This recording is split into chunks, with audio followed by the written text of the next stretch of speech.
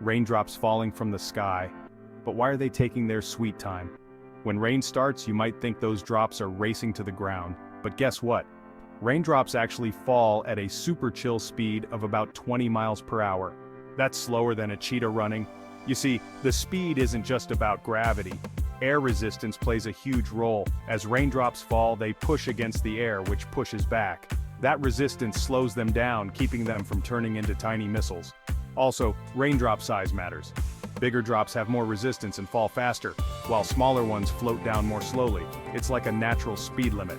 So next time you see rain, remember, there's some cool science making sure those drops don't splat too hard. Stay curious and keep exploring.